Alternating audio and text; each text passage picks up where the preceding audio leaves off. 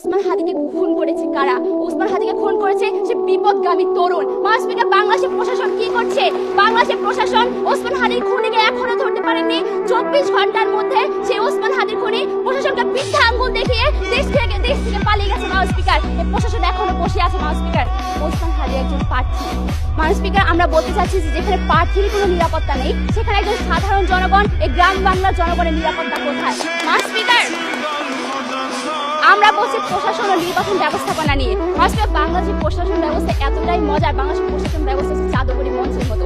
এখানে ভোটাররা না গেলেও ভোট আগে একলাই চলে যায়। মাসপিকার বাংলাদেশের নির্বাচনের ব্যবস্থা নাই, কবর থেকে উঠে মানুষ এসে ভোট দিয়ে যায়। এই নির্বাচনের ব্যবস্থা নাই, এখানে কোনো নির্বাচন হয় না। মাসপিকার গত 15 বছর ধরে আমরা প্রহসনমূলক নির্বাচন দেখেছি, আমরা রসিকতা নির্বাচন দেখেছি। তারা বলে গেলেন 14 সালে বিনা ভোটে নির্বাচনের কথা, 18 সালে রাতের নির্বাচনের কথা, 24 দামি নির্বাচনের কথা। মাসপিকার এই দায়ভার কার? এই দায়ভার হচ্ছে প্রশাসন ও নির্বাচন ব্যবস্থাপনা।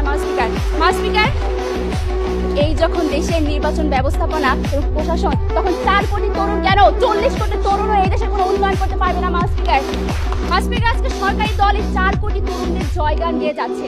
আমি তাদের প্রশ্ন করতে চাই, এই 4 কোটি তরুণ কি ঐক্যবদ্ধ ভোট ব্যাংক কিনা? মাসপিকার আজকে এই 25% তরুণ তারা নিজেদের মাঝে 3-4 ভাগে বিভক্ত।